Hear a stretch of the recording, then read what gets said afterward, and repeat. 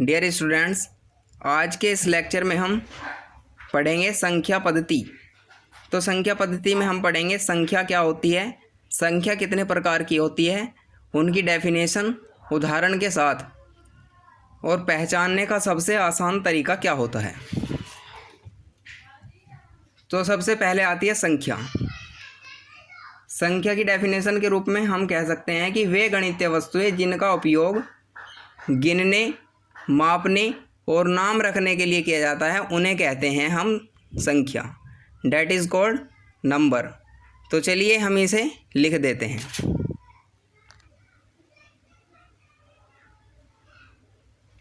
तो जैसा कि हमने लिख दिया है संख्या की डेफिनेशन, संख्या गणितीय वस्तुएं या वे गणितीय वस्तुएं जिनका उपयोग गिनने, मापने और नाम रखने के लिए किया जाता है उन्हें हम कहते हैं संख्या, डैट इज़ कॉल्ड नंबर। या दूसरी डेफिनेशन ये है कि अंकों के समूह को संख्या कहते हैं। अब आए संख्या के प्रकार।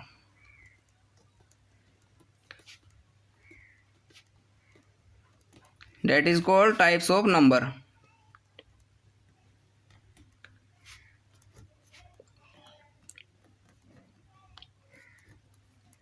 तो संख्या मुख्य रूप से 12 प्रकार की होती हैं। संख्या मुख्य रूप से 12 प्रकार की होती है, जिसमें से हम सबसे पहले फर्स्ट ऑफ ऑल आती हैं हमारी प्राकृतिक संख्याएं। प्राकृतिक संख्याएं जिन्हें हम कहते हैं नेचुरल नंबर।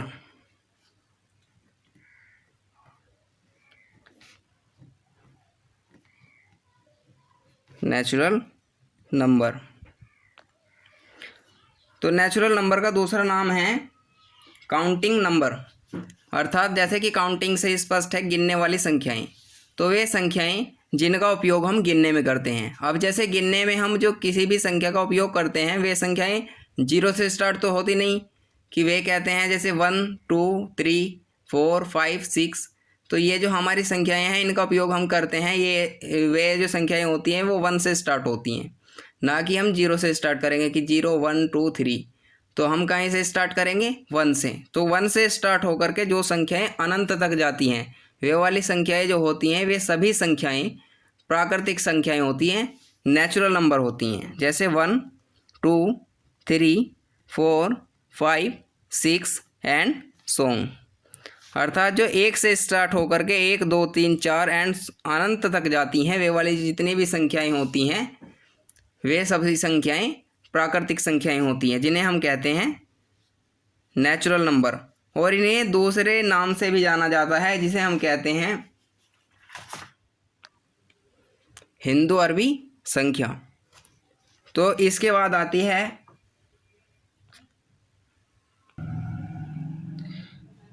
नंबर 2 पूर्ण संख्याएं, वो होल नंबर।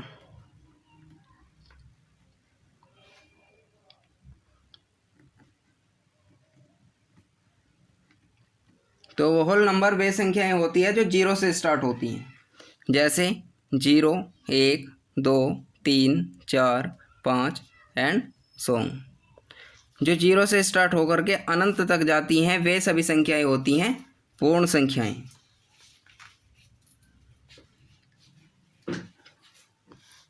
तो इसके बाद आती हैं हमारी नंबर 3 सम संख्याएं।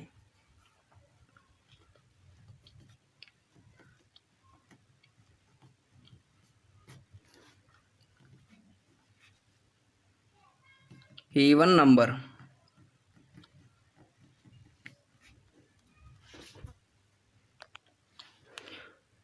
तो वे संख्याएं जो 2 से पूरी विभाजित हो जाती हैं, जो 2 से पूरी कट जाती हैं वे सभी संख्याएं होती हैं सम संख्याएं, that is called even number.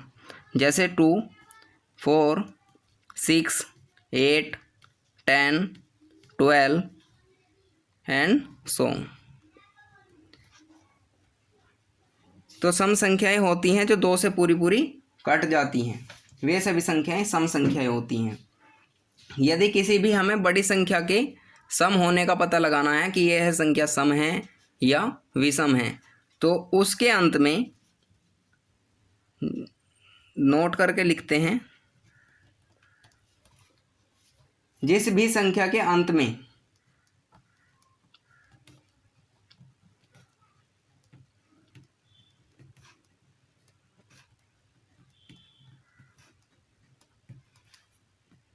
Zero, 2, 4, 6, 8 आए, वह सभी संख्या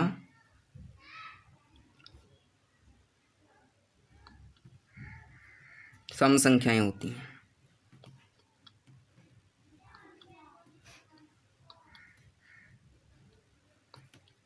जैसे एग्जाम्पल के लिए यदि हम देखें, जैसे कुछ भी मान लीजिए, जैसे 2500, ये एक बड़ी संख्या है, तो इसको हमें ये पता लगाना है कि यह सम है क्या विषम है।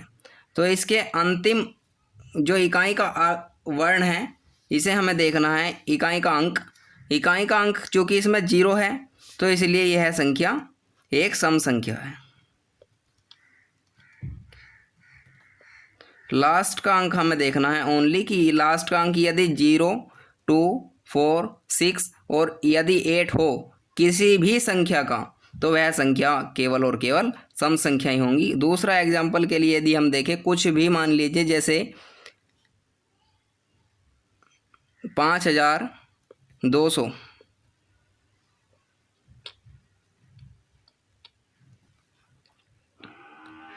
अब ये मान लीजिए इसके इकाई का अंक 0 है, तो इसलिए यह संख्या भी क्या है, सम संख्या है।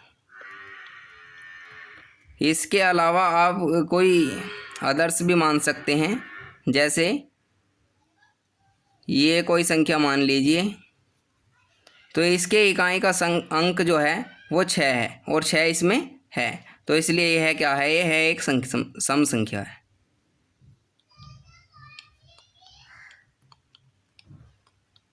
तो इस प्रकार से सभी जिन भी संख्याओं के अंत में 0, 2, 4, 6 एंड 8 आया होता है, वह सभी होते हैं even number, that is called only some संख्याएं। इसके बाद हम पढ़ेंगे विषम संख्याएं।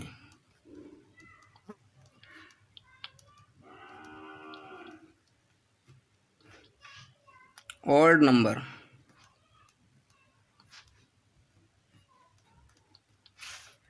तो विषम संख्याएं कौन सी होती हैं? तो वे संख्याएं जो 2 से पूरी नहीं कटती, वे सभी संख्याएं होती हैं विषम संख्याएं।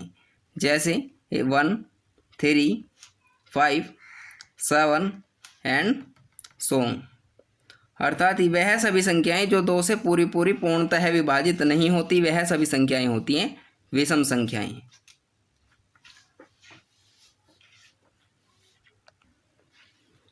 तो इसके बाद अब हम पढ़ेंगे पूर्ण वर्ग संख्याएं। तो पूर्ण वर्ग संख्याएं कौन सी होती हैं?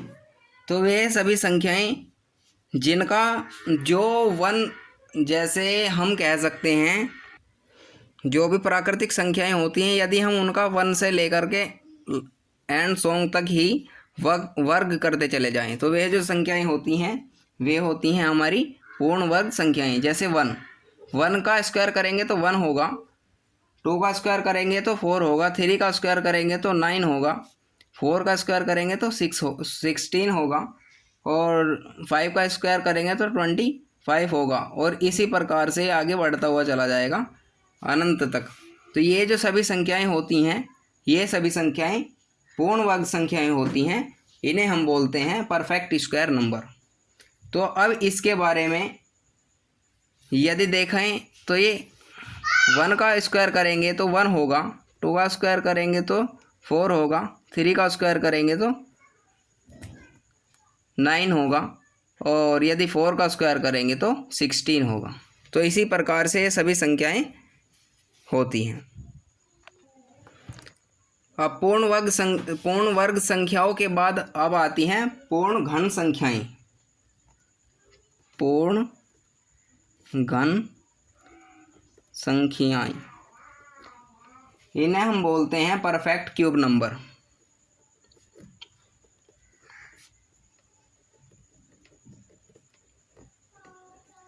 परफेक्ट क्यूब नंबर तो वे सभी संख्याएं जो किसी न किसी संख्या का क्यूब हों। जैसे यदि हम 1 का क्यूब करेंगे 1 की पावर 3 तो 1 होगा, तो इसी प्रकार से सभी 2 की पावर 3 8 होगा। ऐसे 1 से लेकर के और एंड सॉन्ग तक चलेंगे हम, तो ये जो होंगी ये होंगी पूर्ण घन संख्याएं।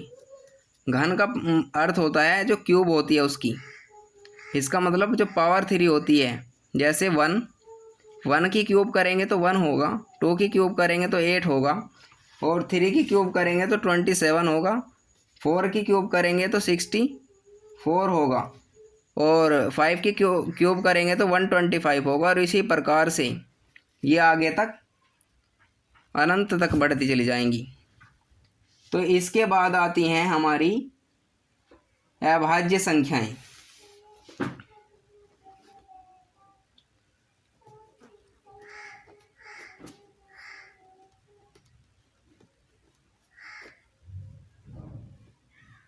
इन्हें हम बोलते हैं प्राइम नंबर।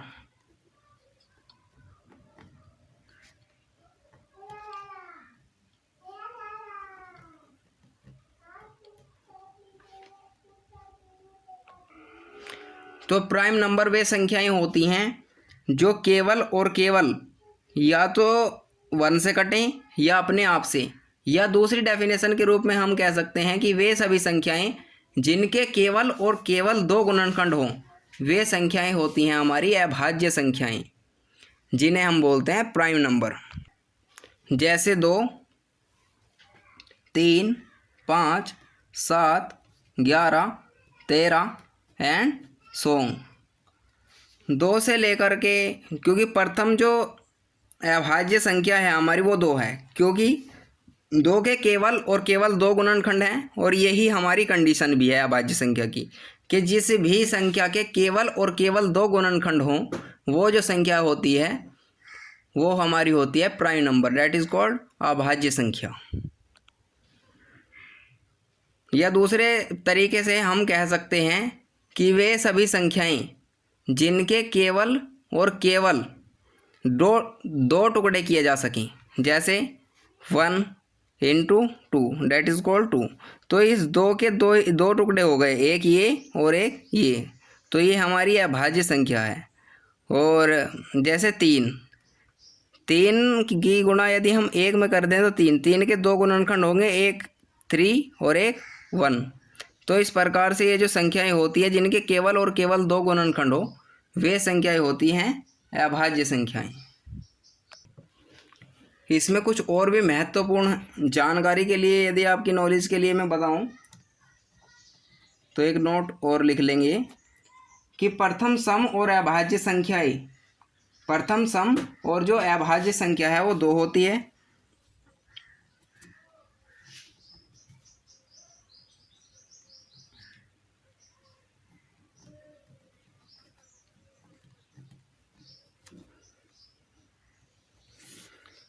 देखो ये क्वालिटी और किसी में नहीं होगी। यदि अभाज्य की बात करें और सम की बात करें और प्रथम की बात करें, तो इसमें तीनों ही क्वालिटी हैं। ये प्रथम भी है, सम भी है और अभाज्य भी है। तो प्रथम सम अभाज्य संख्या 2 होती है। ये मेनली एग्ज़ाम्स टाइम में पूछ लिया जाता है, एग्ज़ाम्स में भी कई बार आया हुआ है। तो इसके बाद हमारी आती है सबसे छोटी विषम अभाज्य संख्या, भी हमसे पूछ ली जाती है। सबसे छोटी विषम अभाज्य संख्या, तो जो सबसे छोटी विषम अभाज्य संख्या होती है वो 3 होती है, ये देखिए। इसके बाद जितनी भी संख्याएं इसमें आएंगी अनंत तक, वे सभी विषम होंगी।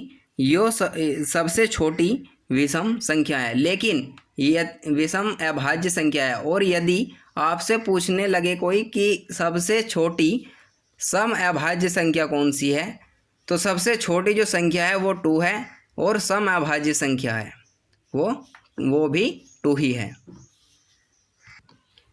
इसके बाद हम पढ़ेंगे भाज्य संख्याएं।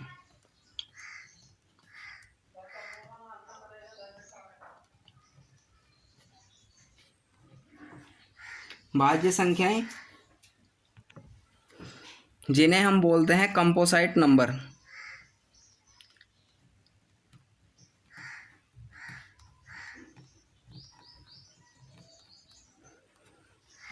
तो भाज्य संख्याएं वे संख्याएं होती हैं जिनके 2 से अधिक गुणनखंड होते हैं, जैसे 4, 9, 6, 8, 12, 14, 15 एंड सो ऑन।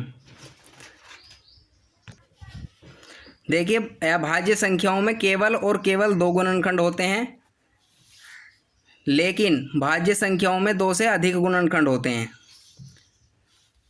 जैसे हम बात करें 4 की, 4 को हम कैसे लिख सकते हैं? 2 गुना 2 गुना 1। तो 4 के कितने हम टुकड़े कर सकते हैं? 3 टुकड़े कर सकते हैं। एक तो 2 होगा, फिर 2 होगा, फिर 1 होगा।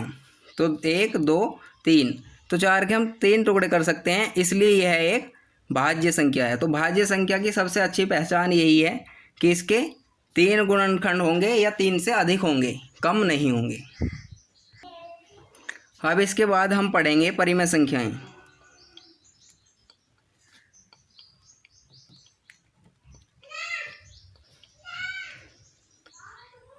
तो परिमेय संख्याएं वे संख्याएं होती हैं जिन्हें हम P/Q की फॉर्म में लिख सकते हैं।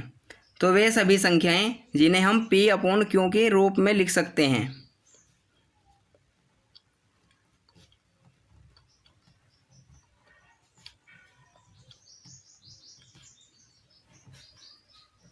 P/Q अंश बटे हर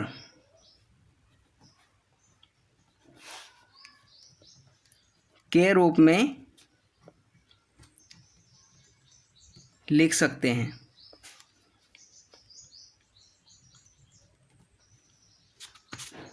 वे सभी संख्याएं परिमेय संख्याएं होती हैं जहां P तथा Q जो होंगे वे पूर्णांक होंगे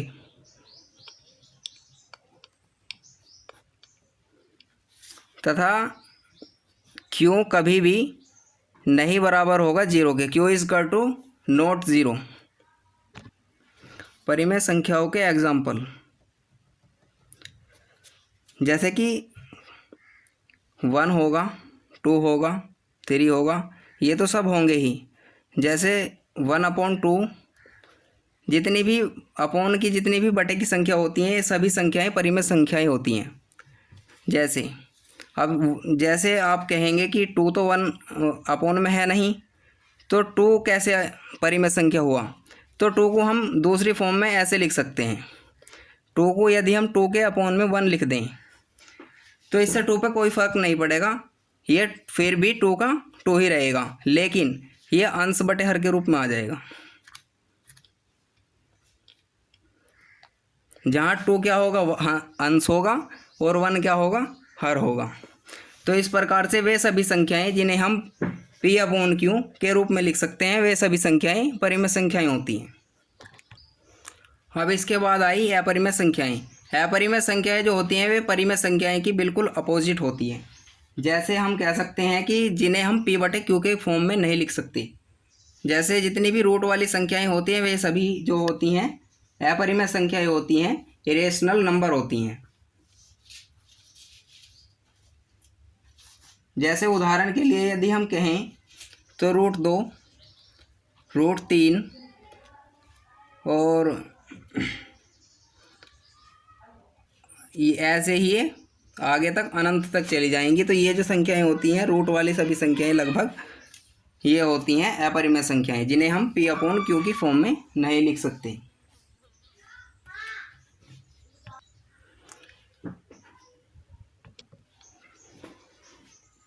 अब इसके बाद हम पढ़ेंगे वास्तविक संख्याएं, that is called real number. तो रियल नंबर क्या होते हैं? तो वे सभी संख्याएं होती हैं जितनी भी परिमेय संख्याएं होती हैं और अपरिमेय संख्याएं होती हैं, वे सभी जो संख्याएं होती हैं वे होती हैं वास्तविक संख्याएं, जिन्हें हम बोलते हैं रियल नंबर। इसमें जितनी भी परिमेय संख्याएं होंगी वे आ जाएंगी और जितनी भी अपरिमेय संख्याएं होंगी वे भी आ जाएंगी। जैसे हम संख्या लिख सकते हैं जितनी भी सभी परिमेय और अपरिमेय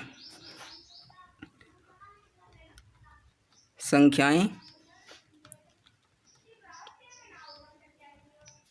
वास्तविक संख्याएं होती हैं।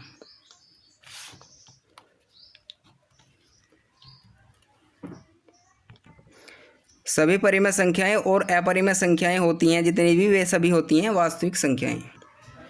तो वास्तविक संख्याओं के कुछ उदाहरण हैं, एग्जाम्पल्स। जैसे 1 हो गया, 2 हो गया, 3 हो गया। जितनी भी बटे वाली संख्याएं होती हैं वे हो गई। माइनस वाली संख्याएं, प्लस वाली संख्याएं जो बटे में होती हैं वे भी हो गई। रूट वाली संख्याएं, क्योंकि अपरिमेय संख्याएं और परिमेय संख्याएं जितनी भी होती हैं ये सभी होती हैं। पॉइंटों वाली संख्याएं भी होती हैं, माइनस वाली, प्लस वाली सभी। तो ये सभी संख्याएं होती हैं वास्तविक संख्याएं जिन्हें हम बोलते हैं रियल नंबर। तो डियर स्टूडेंट्स, इस तरह से आज हमने सभी संख्याओं के बारे में जाना और संख्याएं कितनी प्रकार की होती हैं ये पढ़ा। तो डियर स्टूडेंट्स, यदि आपको मेरा पढ़ाया हुआ समझ में आ रहा हो तो कृपया इस चैनल को सब्सक्राइब कीजिए, लाइक कीजिए और अपने दोस्तों के साथ शेयर कीजिए ताकि उनकी भी हेल्प हो सके। तो मिलते हैं अपने नेक्स्ट वीडियो लेक्चर में, तब तक के लिए धन्यवाद।